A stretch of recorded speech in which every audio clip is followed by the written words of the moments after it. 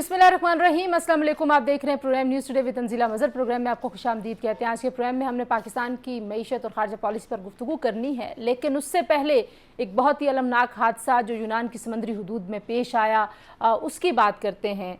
ऐसे सैकड़ों नौजवान जिनको एजेंट्स ने वरगलाया, बहलाया, फुसलाया और उन्हें एक ताबनाक मुस्तकबिल की उम्मीद थमाई, उनसे पैसे बटोरे और फिर उन्हें गैर कानूनी तौर पर यूरोप में दाखिल करने की कोशिश की। इस बदकिस्मत कश्ती पर 700 से ज़ायद अफराद सवार थे और जो वहाँ पे माहिरीन हैं उनका ये कहना है कि इस कश्ती में 200 से 250 अफराद की गुंजाइश थी। जिस रात को ये हादसा पेश आया 14 जून को, उस रात समंदरी तूफ़ान की पेशगोई थी और उस तूफ़ान से फ़ायदा उठाने की कोशिश की इंसानी स्मगलर्स ने, और ये कोशिश नाकाम साबित हुई। सैकड़ों ज़िंदगियाँ निगल गया तूफ़ान और समंदर। अब तक 104 अफराद को ज़िंदा बचाया जा सका है, जिनमें से 12 खुशकिस्मत पाकिस्तानी नौजवान भी हैं जिनका ताल्लुक़ शेखुपुरा, सियालकोट, मंडी बाउद्दीन, गुजरात वगैरह से है। आज़ाद कश्मीर का एक ऐसा गांव भी है जहां से 28 नौजवान जो हैं वो इस कश्ती के सवार थे। अब तक मुकम्मल तादाद सामने नहीं आ सकी। जैसे जैसे तफसीलात सामने आ रही हैं, नंबर में इजाफा हो रहा है। ख़दशा ज़ाहिर किया जा रहा है कि शायद 200-250 से ज़ायद पाकिस्तानी इस कश्ती पर सवार थे। इस कश्ती पर ख़वातीन भी थीं जो कि कम तादाद में थीं, बच्चे भी थे। और अब जो यूनान की हुकूमत है उन्होंने सर्च ऑपरेशन का ख़ात्मा कर दिया है, ऐलान कर दिया है, क्योंकि वहाँ पर तूफ़ान की सूरत हाल है जो समंदर की, और वहाँ पे जो ज़मीनी सारी सूरत हाल को देखते हुए जो वहाँ पे एक्सपर्ट्स हैं, माहिरीन हैं, उनका ख्याल है कि लापता होने वाले अफराद का ज़िंदा बच जाना अब मुमकिन नहीं रहा। इसके बावजूद भी हम दुआ गो हैं कि कोई जो है वो अपनी ज़िंदगी बचा सके, क्योंकि यहाँ पे लवाहिकीन बुरे हाल में हैं। पाकिस्तान की हुकूमत ने भी कौमी सोग का ऐलान किया है। यहाँ पर वालिदैन अपने बच्चों की शनाख्त के लिए DNA सैम्पल्स जो हैं वो अब जमा करवा रहे हैं। ये एक ऐसी बदकिस्मती की बात है। पाकिस्तान में ज़ाहिर है मुस्तकबिल को बहुत ताबनाक नहीं है नौजवानों का, क्योंकि पाकिस्तान में बेरोज़गारी बढ़ रही है, रोज़गार के मौके नहीं हैं। पाकिस्तान की रियासत नौजवानों को डिग्रियां तो दे सकती है, वो अपने पैसे लगा के वो डिग्रियां हासिल करते हैं, लेकिन हुनर देने में अभी तक नाकाम है, मुलाजमतें देने में अभी तक नाकाम है। लेकिन ये तमाम की तमाम सूरत हाल इस तरह के गैर कानूनी गैंग्स को जस्टिफाई नहीं कर सकता जो इन नौजवानों से लाखों रुपए लेते हैं और फिर उनको गैर कानूनी तरीके से यूरोप में दाखिल करने की कोशिश करते हैं। तो पाकिस्तान की हुकूमत ने एक तरफ सोग का ऐलान किया है, दूसरी तरफ कुछ ऐसे इक़दामात भी उठाए जा रहे हैं जैसे कि इंसानी स्मगलिंग, और बिलखुसूस इस वाक़े में जो अफराद मुलव्विस हैं उनके गिर्द घेरा तंग करने की कोशिश की गई है। तकरीबन 11 के करीब एजेंट्स को गिरफ़्तार किया गया है और उनमें वो शख्स भी शामिल है जो उस गैंग का इंचार्ज था, सरगना था, उसको भी गिरफ़्तार कर लिया गया जो अज़रबैजान भागने की कोशिश कर रहा था। बहुत सारे वालिदैन ये दावा कर रहे हैं कि एजेंट्स ने एक तो उनके बच्चों को ब्रेन वॉश किया, उन्होंने कहा कि बस आप यूरोप जाएं और आपकी ज़िंदगी जो है वो संवर जाएगी। दूसरी तरफ ये गलत उम्मीद भी दिलाई कि 2 से 3 दिन में वो यूरोप में होंगे। वालिदैन ये भी दावा कर रहे हैं कि उनके बच्चों को ये कहा गया था कि लीबिया से वो हवाई सफ़र के ज़रिए यूरोप जाएंगे और इस कश्ती के सफ़र का कोई ज़िक्र नहीं था। एक बहुत ही बदकिस्मत हादसा है, एक बहुत ही अलमनाक हादसा है। ये पहली बार ऐसा हादसा नहीं हुआ। एक तरफ तो आगाही की अशद ज़रूरत है, नौजवानों को ये बताने की और उम्मीद देने की अशद ज़रूरत है कि कामयाबी के लिए, ताबनाक मुस्तकबिल के लिए ऐसे ख़तरनाक रास्ते पे ना जाएं जहाँ पे आप ज़िंदगी हार जाएं। आप ज़िंदा सलामत हों, अपने वालिदैन के पास हों, आप कम कमाएं, आपकी जेब में थोड़े पैसे हों, लेकिन आपकी ज़िंदगी सबसे अहम है। बहरहाल जी, अब ये एक बदकिस्मत हादसा पेश आ चुका है। इसके बारे में लेटेस्ट अपडेट्स क्या हैं, वहाँ पे यूनान में पाकिस्तान की एम्बेसी कैसे इन ख़ानदानों की मदद कर रही है, यहाँ पे पाकिस्तान की हुकूमत ने खुसूसी कमेटी बनाई है जो इन्वेस्टिगेट करेगी इस सारे मामले को। तो इन तमाम इश्यूज़ पे बात करने के लिए मैंने दावत दी है यूनुस खान साहब को, जिनका ताल्लुक़ DW से है। उनसे लेटेस्ट अपडेट्स लेते हैं, क्योंकि यूरोपीय मीडिया अक़वाम मुत्तहिदा मुसलसल इस हादसे के हवाले से आने वाली अपडेट्स के ऊपर रिपोर्टिंग भी कर रहे हैं। नज़र रखें। मैं बहुत शुक्रिया यूनुस साहब, आपने में ज्वाइन किया। जो अब तक की आपके पास मालूमात हैं, कुछ एक बरतानवी अखबार ने, द गार्डियन ने कुछ चीज़ें क्लेम की हैं और वो ये कह रहे हैं कि पाकिस्तानी जो हैं वो सबसे जो निचला हिस्सा था इस कश्ती का, वहाँ पर उनको रखा गया था। बहरहाल ये तो अब ज़िंदा बच जाने वाले लोग इन चीज़ों को कंफर्म करेंगे। आपके पास अब तक की जो मालूमात हैं अगर आप हमसे शेयर कर सकें। देखिए ये वाकया जो है ये बुध के रोज सहरी टाइम जो है वो ये पेश आया था, और ये लीबिया से ये जहाज यूनान के साहिल की तरफ रवाना हुआ था। और इसके हादसे की जो वजूहात है वो दो चीजें बताई जाती है। पहला तो ये कि खराब मौसम था, समंदर की जो लहरें थी वो बहुत ऊंची थी। दूसरा ये कि इस जहाज में 200 से 300 अफराद के बैठने की गुंजाइश थी, लेकिन 750 से ज्यादा अफराद इस किश्ती में सवार थे। और जो अफसोसनाक बात है उसमें किसी के पास भी लाइफ जैकेट नहीं थी। बैनुल अवी जो कवानीन है उसके मुताबिक या छोटे भी बोट हों उसके ऊपर लाइफ जैकेट लाजमी होती है। अगर लाइफ जैकेट होती तो इतनी अमवात नहीं होती। दूसरी बात यह है कि अभी तक इसमें 104 अफराद को रेस्क्यू किया गया है, जिसमें 12 आपने बताया कि पाकिस्तानी थे। उसमें भी दो जो पाकिस्तानी है इस टाइम जेर इलाज है, वो जख्मी हालत में है। इसके अलावा भी अभी तक जो हमारी इतलात हैं, जो हमारी जो एम्बेसीज और हमारे वहां पे जो मुकामी सहाफी थे उन लोगों से मिले थे। जो कैंप में वो एथेंस कैंप में जो 10 लड़के हैं उनको रखा हुआ है, और जो 2 लड़के हैं उनको उन्होंने हॉस्पिटल में शिफ्ट किया हुआ है। तो उनसे जो मालूमात हुई है उसमें टोटल 310 की जो फिगर है वो आ रही है कि पाकिस्तानियों की जो तादाद थी वो 310 थी, जिसमें 12 को रेस्क्यू किया गया है, और बाकी दो जो 398 है 298 है वो अभी तक मिसिंग है। तो ये एक बहुत बड़ी बड़ी तादाद तादाद है। है। और यूनुस अभी साहब, तक जो इमदादी आपने मैं आप इमदादी कार्रवाइयों की भी मैं आपसे बात पूछूंगी। आपने भी जिक्र किया कि कश्ती में गुंजाइश से जायद, सिर्फ गुंजाइश से जायद नहीं बल्कि शायद 3 गुना ज़्यादा अफराद को सवार किया गया। तो जब ये समंदर में कश्ती उतरती है, अपना सफ़र शुरू करती है, कोई ऐसी चेक पोस्ट हैं, कोई ऐसा मैकेनिज़्म है, कहीं से ये क्लियरेंस लेते हैं, या कोई आप ऐसा बता सकें? देखिए अभी तो जो हमारे पास इसके हवाले से इतलात आ रही है कि जो बैनुल अवी जो बॉर्डर होते हैं, समुद्री बॉर्डर, उसके ऊपर जो मेरी टाइम वगैरह के ममालिक की जो होती है वो सर्वेलेंस जरूर होती है। लेकिन चूंकि वहां पे महकमा मौसमियात ने उस रात के हवाले से बताया था कि यहाँ पे जो है वो तूफान आने का खदशा है, तो इस वजह से वहां पे जो सिक्योरिटी एहलकार जो समुद्री हदूद के जो निगरानी करने वाले किश्तियां होती थी तो वो नहीं थी। और इसी चीज से सारी स्मगलरों ने फायदा उठाने की कोशिश की, रिस्क लेने की कोशिश की कि यहाँ पे जो है ये इन लोगों को लाया जाए। ये वाकई यहाँ पे कोई आज की ये कोई पहला वाकया नहीं है। यहाँ पे आए रोज वाकये होते हैं, लेकिन जिस तादाद में अमवात रिपोर्ट हुई है, कुछ 600 से ऊपर जो डेथ हैं, वो एक बहुत बड़ा फिगर है। यूनान ने भी इसके हवाले से 3 रोजा जो शोक का ऐलान किया है। और यहाँ पे यूरोपियन मीडिया में भी इस हवाले से बहुत ज्यादा हम जो है देख रहे हैं कि यहाँ पे मीडिया में इस चीज को उठाया जा रहा है। इमदादी लेकिन कार्रवाइयों के जो हवाले से सब आप बता रहे थे वो भी बता दीजिए, और ये भी बताइए कि तलाश ख़त्म कर दी गई। ये तलाश ख़त्म करने का फ़ैसला किन अनासर को देखते हुए किया जाता है?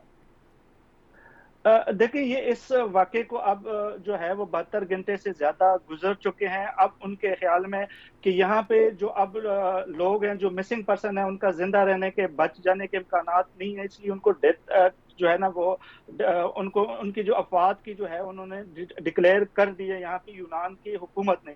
और यहाँ पे एक इसमें 3 वजूहात है। एक तो समंदरी जो हदूद है वहां पे जो है वहां पे हालात नॉर्मल नहीं है। अभी भी वहां पे जो लहरें हैं वो नॉर्मल नहीं है। वहां उन्होंने कहा कि अभी भी हंगामी सूरत हाल है।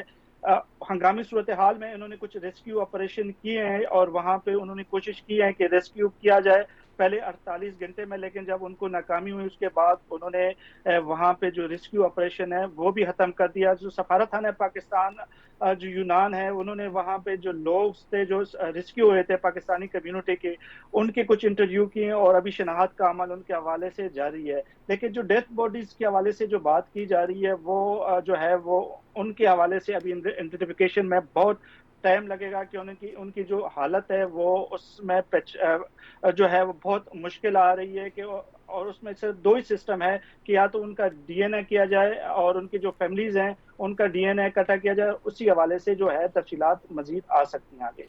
यूनुस साहब, आखिर में मुझे ये भी बताइए कि बहुत सारे लोगों के बारे में ये भी दावा किया जा रहा है कि उनके फैमिली के लोग, उनके रिश्तेदार पहले से यूरोप में सेटल थे और ये नौजवान उन्हीं के पास जा रहे थे।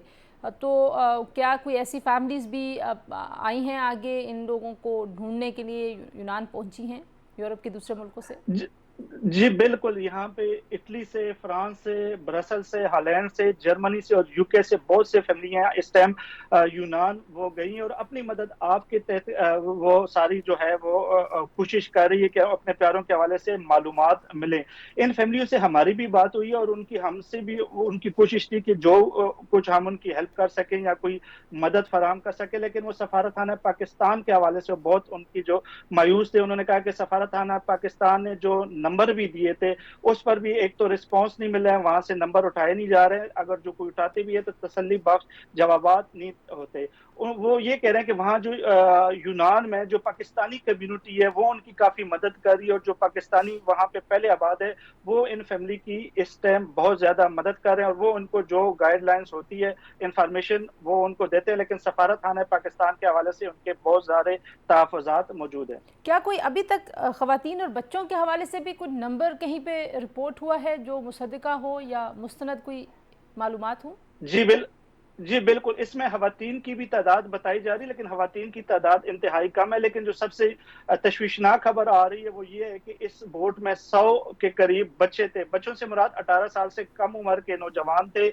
और वो 100 से ज़ायद थे और उनको उन्होंने कहा है कि किश्ती के निचले हिस्से में भी रखा गया था। इस हवाले से बीबीसी ने भी रिपोर्ट किया और यहाँ पे यूरोपियन मीडिया भी इसको रिपोर्ट कर रही है और इसके हवाले से यूनान की जो पुलिस है वो अपने तौर पे तहकीकात कर रही है। जी बहुत शुक्रिया यूनुस खान हमसे बात करने के लिए। जी सीनियर सहाफ़ी यूरोप से हमारे साथ मौजूद थे। ब्रेक लेते हैं, ब्रेक के बाद जब वापस आएंगे बात करेंगे कुछ खित्ते में होने वाली तब्दीलियों के हवाले से और डॉक्टर आदिल नजम हमारे साथ मौजूद होंगे। Stay with us.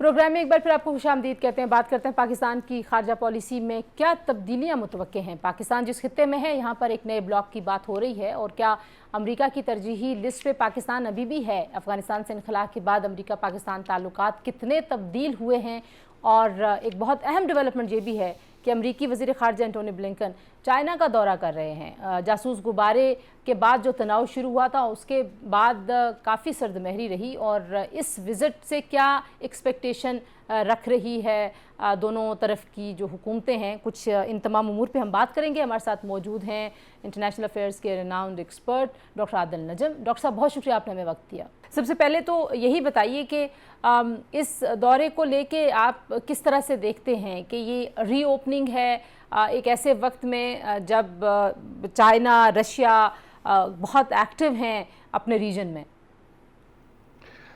देखिए मेरे ख्याल में जहाँ तक तो दौरे की बात है, रीओपनिंग तो मेरे ख्याल में इतनी जल्दी नहीं होगी और ना ही क्लोजिंग हुई है कोई।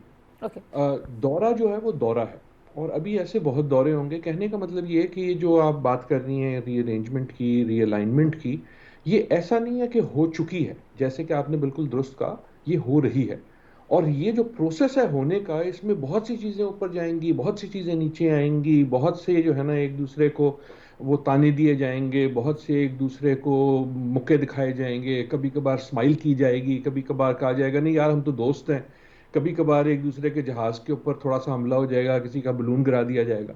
तो उस वाली जो गेम है ना अप एंड डाउन की, दोनों की तरफ से, चीन की तरफ से भी और अमेरिका की तरफ से, उसमें अभी ये लग रहा है कम से कम आज की तारीख में, आज के दिन में, कि ब्लिंकन साहब और बाइडन साहब मुस्कुराने के मूड में। तो वो दौरे से पहले जो है, जो हम स्टेटमेंट्स देख रहे हैं वो ये है कि नहीं नहीं यार इतना हम में है, मसले हैं थोड़े बहुत, लेकिन हम तो एक साथ हैं, हम तो इतना ट्रेड करते हैं, हम तो बात करना चाह रहे हैं।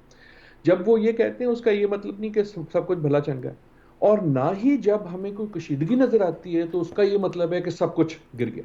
अच्छा, this is the process of change. बिल्कुल। और एक सिर्फ कि इस प्रोसेस ऑफ चेंज में हमें जल्दबाजी नहीं करनी चाहिए कि किसी एक चीज की वजह से हम कहें हम इस साइड पे चले गए या उस साइड पे चले गए। मैं एग्जैक्टली आपसे यही पूछना चाह रही थी। लेकिन ये जो नए ब्लॉक की बात हो रही है, आपके ख्याल में ये किस तनाजुर में एक नए ब्लॉक की बात शुरू हुई है? उसमें मतलब जो सेंटर ऑफ ग्रेविटी है वो क्या है?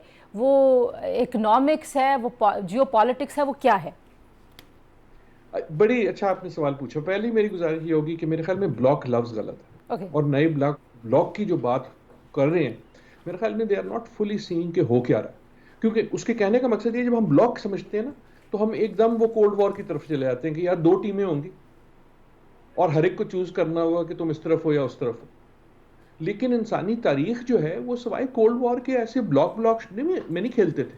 بالکل ایسے ہی اس میں کئی پاورز ہوتی ہیں، ان کا تغیر تبدل ہوتا ہے. تو کولڈ وار ایک خاص چیز تھی، اور یہ سمجھنا کہ یہ واپس جا کے وہیں پہنچے گا اور جو کبھی سوویت یونین تھا اب چین بن جائے گا اور دوسری سائڈ امریکہ ہوگی، شاید ہو، مجھے نہیں پتا. لیکن میرے خیال میں بلاک لفظ اس لیے نہیں استعمال کرنا چاہیے کہ اس کو سوچتے ہی ہمیں خیال یہ آتا ہے کہ اچھا 2 بلاک ہوں گے اور ہمیں چوز کرنا ہوگا اور ہم پھر اس میں پھنس جائیں گے.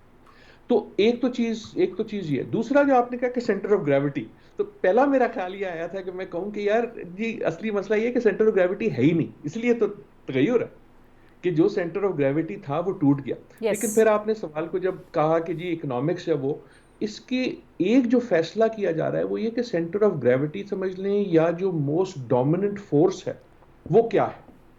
ابھی بھی اگر دنیا میں سب سے بڑی ملٹری طاقت ہے تو بائی فار امریکہ ہے. ایسا ہی ہے. چین ہے اپنے علاقے میں تھوڑا سا، لیکن اگر سینٹر آف گریوٹی صرف فوجی قوت ہوتی پھر تو ہم یہ گفتگو کر ہی نہ رہے ہوتے. وہ تو بالکل آبویسلی ابھی تک امریکہ ہے. China is catching up fast, لیکن وہاں نہیں ہے. اگر اس کی جو ہے سینٹر آف گریوٹی جو ہے یا سینٹر آف فوکس جو ہے وہ اکنامکس ہے، تو وہاں ہمیں انٹر ڈیپینڈنس نظر آتی ہے کہ دونوں ایک دوسرے کے بغیر رہ نہیں سکتے. امریکہ کا سب سے بڑا کس کا مقروض ہے؟ چین کا. لیکن اس کا یہ مطلب نہیں کہ چین کے پاس بڑی قوت ہے، کیونکہ چین کی سب سے بڑی منڈی مارکیٹ کون ہے؟ امریکہ ہے. رائٹ. سو وہاں ہمیں انٹرڈیپینڈنس نظر آتی ہے. ایک میرے خیال میں جو نئی سینٹر آف گریوٹی آ رہی ہے جو اس پہ ہمیں نظر رکھنی چاہیے وہ یہ کہ ہم ہمیشہ سوچتے ہیں یا اقتصادیات کے بارے میں یا فوجی طاقت کے بارے میں، لیکن آج کی طاقت جو ہے اس میں ٹیکنالوجی کی طاقت کا بڑا حصہ ہے. کہ یہ جو نئی ڈیجیٹل ٹیکنالوجیز خصوصاً آ رہی ہیں، اے آئی کو کون کنٹرول کرے گا؟ اگر اس پہ میں کام کرتا ہوں، کلائمیٹ کی وجہ سے انرجی سسٹم چینج ہوتا ہے، تو جو نئی ٹیکنالوجیز آئیں گی جس طرح پہلے تیل تھا اس کی پاور کس کے پاس ہوگی؟ اور وہاں ہمیں یہ نظر آ رہا ہے کہ چین جو ہے وہ بہت تیزی سے آلریڈی ہم پلہ بن چکا ہے. تو یہ بھی ہمارے جیسے ملکوں کو فیصلہ کرنا ہے کہ یہ گیم ہے کیا. وہ فیصلہ ہمارے کرنے کے لیے بڑا مشکل ہے. ہم نے یا تو ہمیشہ فیصلہ کیا ایز اے سیکورٹی ایکٹر کیونکہ ہم ایک ایسے ریجن میں رہتے ہیں، یا ہم نے کیا ہے ایز اے بھکاری in the economic actor stage. تو میرے خیال میں سینٹر آف گریوٹی میں ٹیکنالوجی کے رول کو آپ بالکل کم نہ سمجھیے، چاہے وہ ٹیکنالوجی سائبر ہو، چاہے وہ ٹیکنالوجی اے آئی کی ہو، چاہے وہ ٹیکنالوجی ای وی کی ہو. یہ ساری جو نئی ٹیکنالوجیز ہیں، تاریخ ہمیں یہ سکھاتی ہے کہ عموماً تبدیلی جو ہے وہ صرف ملٹری یا اکنامکس پہ نہیں آتی، وہ ٹیکنالوجی پہ آتی ہے. میں نے ویسے قومی دولت کے تناظر میں پوچھا بھی نہیں تھا، لیکن وہ ظاہر ہے وہ میں پوچھ رہی تھی کہ وہ جو انٹر ڈیپینڈنسی ہے تمام ریجن کی بھی ظاہر ہے ایک اکنامک ہے. لیکن میں ایک آخری بات جو آپ سے جاننا چاہوں گی ڈاکٹر صاحب وہ یہ ہے کہ پاکستان کے بارے میں واشنگٹن میں ایک میں کیا لفظ استعمال کروں کہ کیا پاکستان ریلیونٹ ہو گیا جب افغانستان سے انخلا ہو گیا، یا وہ ترجیحی لسٹ پہ کہاں پہ نظر آتا ہے؟ کیا اس کو وہ جو یو ایس کی پالیٹکس میں سوئنگ سٹیٹ کا ایک کانسیپٹ ہے، پاکستان جو ہے وہ چائنا کی طرف جائے گا یا امریکہ کی طرف جائے گا؟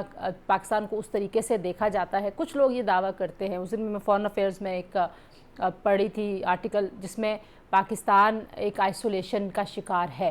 کیا امریکہ سے دوری کو پاکستان کی آئسولیشن سمجھا جائے؟ یہ 3 سوال ہیں، آئی نو، لیکن تینوں کا اگر آپ کچھ رسپونڈ کر سکیں. آئسولیشن کا تو مجھے نہیں پتا. آپ نے بالکل اپنے انٹرو میں بھی کہا اور ابھی سوال میں یہ پوچھا کہ امریکہ کی ترجیحات میں پاکستان کہاں ہے. میرے خیال میں کہیں نہیں ہے، بالکل نہیں ہے. اگر کوئی ترجیحات کی لسٹ ہے، اول تو لسٹ ہے نہیں. اگر ہو تو میرے خیال میں پہلے صفحے پہ تو نہیں ہے، دوسرے پہ بھی نہیں ہے، اور پتہ نہیں تیسرے میں کہاں ہوگا. لیکن اصلی مسئلہ یہ نہیں ہے کہ ہم امریکہ کی ترجیحات میں کیا ہے. آئی ایم سوری، میں سخت بات کروں گا. مسئلہ سوال یہ ہے کہ پاکستان جو ہے وہ پاکستان کی ترجیحات میں کہاں ہے. اور اس وقت جو ہماری سیاست ہے، جس کی وجہ سے اس وقت جو ہماری معیشت ہے، اس میں جس طرح پاکستانی کو سمجھ نہیں آتا کہ پاکستان کی ترجیح ہے کہ نہیں ہے، امریکہ کو بھی اس طرح باقی دنیا کو نہیں سمجھا. صحیح بات ہے. میں سیریس یہ بات کر کہ اب ہماری سیاست بذات خود ایک عمل ایسی بن گئی ہے کہ باقی دنیا جو ہے اگر وہ ہم اس کی ترجیحات میں ہیں یا نہیں ہیں، we are a nuisance in the sense کہ ان کو سمجھ نہیں آتا کہ یار ان کا کیا ہوگا کل. مطلب وہ آپ کے پروگرام دیکھتے ہیں، ہماری گفتگو سنتے ہیں، وہ یہ کہتے ہیں کہ ہم تو ان کے کل کے بارے میں بھی نہیں بتا سکتے کہ کل کون ہوگا، کل کیسا ہوگا، کل کیا حکومت ہوگی، حکومت کی کیا شکل ہوگی، حکومت کا کیا نظریہ ہوگا، کانسٹیٹیوشن کدھر ہوگا، آپ کی کورٹ کدھر ہوگی، آپ کی پارٹیز کدھر ہوں گی. کہنے کا مقصد صرف یہ ہے، this is not about any particular actor. اگر ہماری سیاست اتنی ہی بکھری رہے گی جتنی پچھلے 1.5-2 سال میں، اب اگین جان کے کہہ رہا ہوں 1.5-2 سال، صرف 1 سال نہیں، بالکل ٹھیک ہے. آئی تو گاٹ یور پوائنٹ. دنیا آپ کو سیریسلی نہیں لے گی. اس وقت پاکستان کا مسئلہ یہ نہیں ہے کہ پاکستان کسی کی ترجیح میں ہے کہ نہیں ہے، ترجیح آ جائے گی. مسئلہ یہ ہے کہ کیا دنیا آپ کو سیریسلی لے رہی ہے یا نہیں. میرا نہیں خیال کہ سیریسلی لے رہی ہے accept as a nuisance factor, چاہے وہ چائنا ہو چاہے وہ امریکہ ہو. آئی اپولوجائز فار سیئنگ دس. لیکن باہر سے دیکھ کے اگر آپ پاکستانی نہ ہوں اور وہ دیکھیں جو ہمارے ملک میں ہو رہا ہے، تو کیا آپ ایسے ملک کو سیریسلی لیں گے ایکسیپٹ کہ یار یہاں کوئی گڑبڑ نہ ہو جائے. سو غیر یقینی کی صورتحال جو ہے وہ ڈٹرمن کر رہی ہے کہ پاکستان کو خود تو پتہ ہو کہ آپ نے کس سے کیا ڈیل کرنی ہے، تو پھر آگے والے بھی جواب دیں. پہلے پاکستان کی فورن پالیسی کا سب سے بڑا مسئلہ آج پاکستان کا قومی استحکام پاکستان کے اندر ہے. Our بالکل. domestic policy is our biggest foreign policy issue. Our domestic politics is our biggest economic issue. جی بہت شکریہ ڈاکٹر عادل نجم، آپ نے مختصر وقت میں بہت تفصیل سے ان ایشوز پر روشنی ڈالی. جی یہاں پر ایک بریک لیتے ہیں، بریک کے بعد جب واپس آئیں گے پاکستان کے لیے معاشی صورتحال کتنی مشکل ہے اور وے فارورڈ کیا اس پہ بات کریں گے. ہمارے ساتھ موجود ہوں گے سابق وزیر خزانہ سلمان شاہ صاحب. Stay tuned.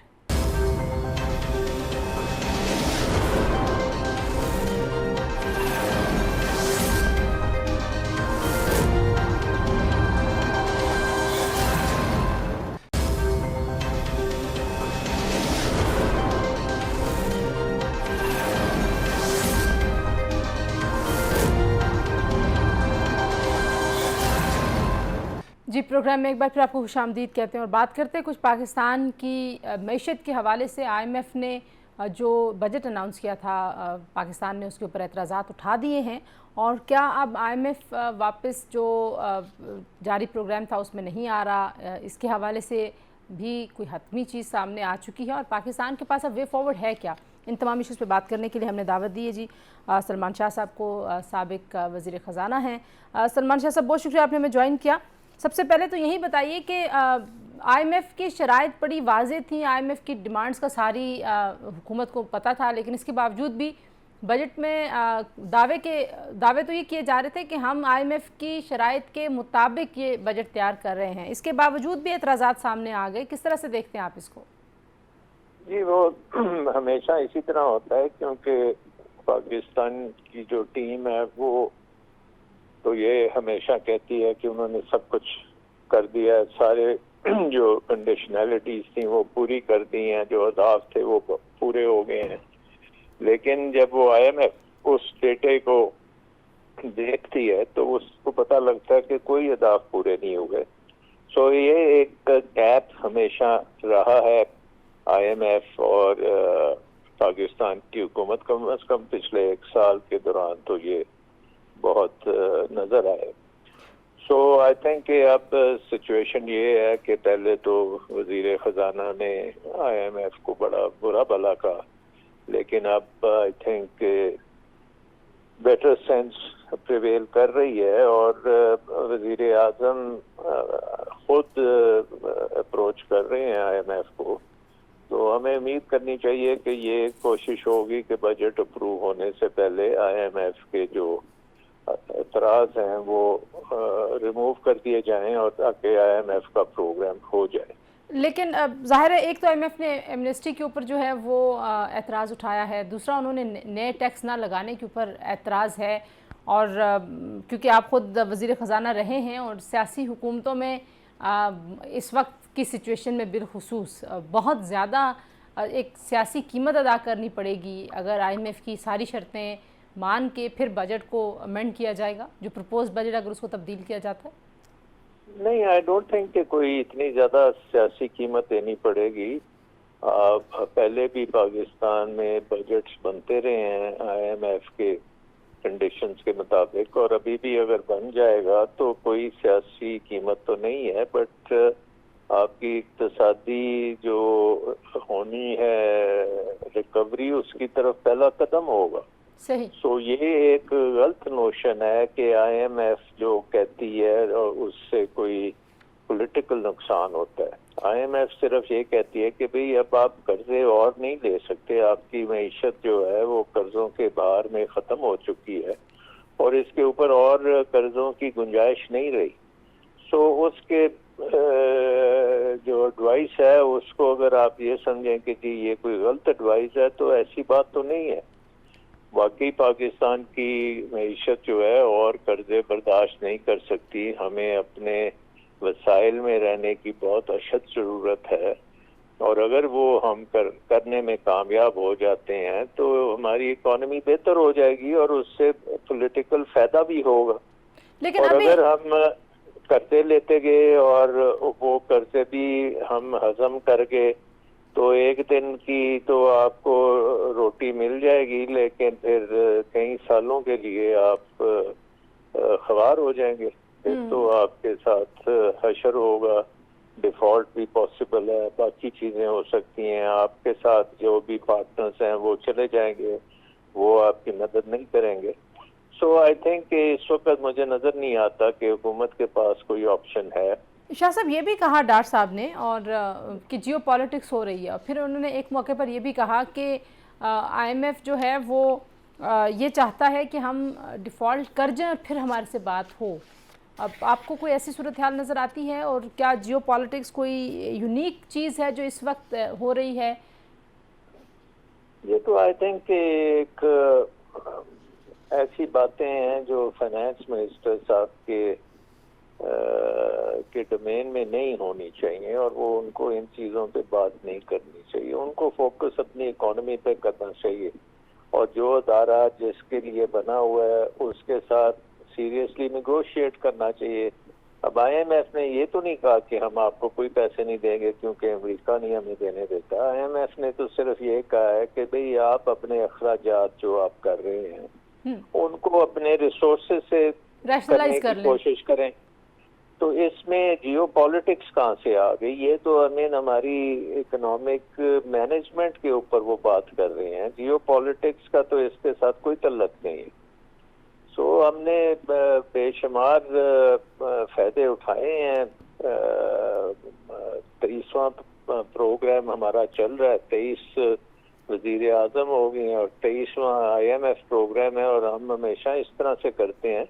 لیکن یہ آخری بار تو ہم بالکل ہی بہت ریکلیس طریقے سے ڈیل کر رہے ہیں آئی ایم ایف سے. اگر میرے خیال میں جب مفتاح صاحب نے آئی ایم ایف سے کر لیا تھا، اگر وہ ایگریمنٹ چلتا رہتا تو آج اتنے برے حالات نہ ہوتے جتنے آج ہیں. تو اگر آئی ایم ایف نہیں آتا واپس تو آپ کے خیال میں یہ جو بجٹ پیش کیا گیا ہے اس پہ عمل درآمد کر پائے گی حکومت؟ نہیں، بالکل نہیں کر پائے گی، کیونکہ نمبر 1 جو بیرون ملک قرضے اس میں دکھائے گئے ہیں وہ بالکل نہیں آئیں گے. World bank, Asian development bank, دوسرے بینک آپ کو پیسے نہیں دیں گے. پھر آپ کا جو افراط زر کے ٹارگٹس آپ نے 20-21% لگایا ہوا ہے وہ کم از کم 50% ہوگا. اسی طرح باقی کام ہوگا. نیگیٹو جو اکانومی اس وقت آپ کہہ رہے ہیں کہ 3.5% گرو کرے گی، وہ میرا خیال ہے مائنس میں چلی جائے گی. سو بہت ہی خطرناک حالات ہیں، اور اس لیے میرا نہیں خیال کہ اس وقت وزیر خزانہ کو سیاست کرنی چاہیے ان چیزوں پہ. ان کو purely technical point of view سے بات کریں اور جو کام کرنے کی ضرورت ہے اس کو کیا جائے، اور وہی پاکستان کے مفاد میں ہوگا. شاہ صاحب یہ بھی فرمائیے گا کہ کیا نگراں حکومتوں کے پاس جو مینڈیٹ ہوتا ہے، اگر یہ ابھی فوری طور پر نہیں آئی ایم ایف سے ہمارے معاملات طے پاتے تو کیا آئی ایم ایف جیسے ادارے نگراں حکومتوں کے ساتھ کوئی معاہدے کرتی ہیں یا نہیں کرتے ہیں؟ دیکھیں، اگر تو اصول کے مطابق حکومت ہو رہی ہو اور اگر تو کانسٹیٹیوشن کے مطابق ہم چل رہے ہوں اور IMF کو پتا ہو کہ یہاں پہ سیاسی جو کشمکش ہے وہ ایک الیکشن کے بعد ٹھیک ہو جائے گی، تو پھر وہ بات چیت کر سکتے ہیں، پھر وہ ایگریمنٹ بھی کر سکتے ہیں. اب آپ کو یاد ہوگا کہ جب معین قریشی صاحب آئے تھے پاکستان تو انہوں نے IMF پروگرام کیا تھا، حالانکہ وہ کیئر ٹیکر پرائم منسٹر تھے. سو ڈپینڈ کرتا ہے کہ آپ کے ملک کے حالات کس قسم کے ہیں. اگر تو آپ قانون کے مطابق ہر کام کر رہے ہوں گے پھر تو وہ بات چیت ہو جائے گی، لیکن اگر ان کو نظر آیا کہ یہ قانون کے مطابق نہیں چل رہے، یہاں انتشار اور پھیلے گا، یہاں پہ الیکشنز جو ہیں اس کی وجہ سے اور انسٹیبلٹی آئے گی، اس میں اگر الیکشن کمیشن نے صحیح طریقے سے الیکشنز نہ کرائے یا اس میں بہت بڑی دھاندلی ہوئی جس کی وجہ سے اور پولیٹیکل کرائسس بنے گا، تو پھر ظاہر ہے کہ کوئی بھی پاکستان کو مدد کرنے کے لیے تیار نہیں ہوگا. بہت شکریہ جی سلمان شاہ سلم سے بات کرنے کے لیے. بڑی امپورٹنٹ بات ہے کہ پاکستان کی جو انٹرنل پولیٹیکل سٹیبلٹی کا جو معاملہ ہے وہ اس وقت سب سے بڑا فیکٹر ہے جو پاکستان کی کریڈیبلٹی کو شو کرے گا اور پاکستان کی کمٹمنٹ کو شو کرے گا. آج کے لیے اتنا ہی جی، انشاءاللہ اگلے پروگرام میں آپ سے ملاقات ہوگی. اللہ حافظ.